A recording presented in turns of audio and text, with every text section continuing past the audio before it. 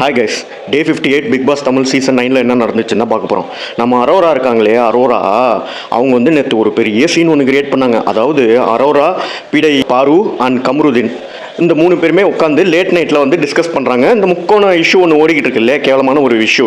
So அந்த இஷ்யூவை பற்றி பேசும்போது அரோரா அவர்கள் சொல்கிறாங்க, கம்ரு நான் உன்னை வந்து லவ்வராக பார்க்கல, பாய் ஃப்ரெண்டாக பார்க்கல, உன்னை வந்து நான் ஃபேமிலியாக பார்க்குறேன். ஆமாங்க, ரொம்ப கஷ்டப்படுறாங்கல்ல அரோரா. பாவம் முன்னாடி துஷாரை வந்து ஃபேமிலியாக பார்த்தாங்க. பாவம் அவங்க ஃபேமிலியில் யாருமே இல்லை போல இருக்குது. அதனால துஷாரை வந்து வெளியில் வந்து பிக் பாஸ் ஹவுஸில் தேடி இருக்காங்க. அதேமாரி கமருக்கிட்டேயும் வந்து பிக் பாஸ் ஹவுஸில் வந்து தேடி இருக்காங்க ஒரு ஃபேமிலிக்காக. இதெல்லாம் நம்புற மாதிரியா இருக்குது.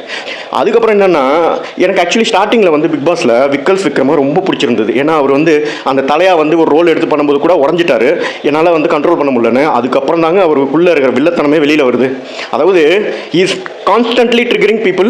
நேத்தி வந்து என்ன பண்ணாருன்னா, நம்ம சுபிக்ஷா அவங்க வந்து மீனவர்கள் பற்றி வந்து ஒரு பாட்டு பாடுறாங்க. அதை கண்டினியூஸாக நீ ஏன் பாடுறன்ற மாதிரி இவரு போய் கேட்குறாரு. நீ யாரையா கேட்கறதுக்கு? யாருக்காச்சும் போர் இருந்ததுன்னா நாங்கள் இங்கே பேச போகிறோம், இல்லை பிக் பாஸ்க்கு பிடிக்கலன்னா பிக் பாஸ் பேச போகிறாங்க, இல்லை வேற ஏதாவது கண்டஸ்டன்ஸுக்கு பிடிக்கலன்னா அவங்க சொல்ல போகிறாங்க. நீ யாரையா? Who are you du command and demand Subiksha?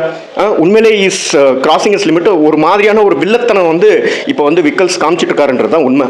அடுத்து வந்து பார்த்தீங்கன்னா, இந்த ஜுவல், அதாவது நம்ம இவர் திவாகர் ஃபோட்டோ போட்டு 2 டீமாக பிரித்து விட்டு, ஒன்று வந்து மாடர்ன் சினிமா, ஒன்று வந்து ஓல்டு சினிமா. இந்த 2 டீமுக்கும் ஒவ்வொரு ஜுவல் இருக்கும். ஆப்போசிட் டீமில் வந்து யார் வந்து ஜுவல் திருடிட்டு போகிறாங்களோ அவங்களுக்கு பாயிண்ட்ஸ்ன்ற மாதிரி ஒரு ஸ்கீம் கொண்டாந்தாங்க. அதில் வந்து இந்த மாடர்ன் சினிமாலன்ற அந்த டீமுக்கு வந்து இப்போ வந்து ரீசன்ட் படத்தில் உள்ள கேரக்டர்ஸ்லாம் கொடுத்துருந்தாங்க. நம்ம கமரு அவர்களுக்கு கரெக்டாக வந்து, ஏன்னா அவரால் வந்து ஆம்பளை மாதிரி டிசிஷன் எடுக்க முடியல இல்லையா, அரோரா வேணுமா இல்லை வந்து பாரு வேணுமான்ற டிசிஷன் எடுக்க முடியல. அதனால அவருக்கு வந்து ரெமோ கேரக்டர், லேடி நர்ஸ் மாதிரி வந்து வேஷம் போட்டு வராரு. அடுத்து வந்து பார்த்தீங்கன்னா, பார்வதி வந்து அந்த சிங்காரவல்னா இல்லை சதிலீலாவதியில் வர அந்த கோவை சரளா ரோலு. உண்மையிலே கோவை சரளாவோட பயங்கரமாக பண்ணுவாங்கன்னு நம்ம அவங்களே நினச்சிட்டு இருந்தாங்க. ஆனால் அவங்களும் வந்து ஒன்றும் பெருசாக கிளிக்கல. அதேமாதிரி இந்த சைடு வந்து பார்த்திங்கன்னா, கர்ணன் மாதிரி வந்து நம்ம அமித், அப்புறம் வந்து அந்த சரோஜா தேவியோட ஒரு ரோலு, அதான் கோபால்னு ஒரு ரோல், அந்த ரோல் வந்து கனியா அவர்கள் வந்து உண்மையிலே நல்லா பண்ணியிருந்தாங்க.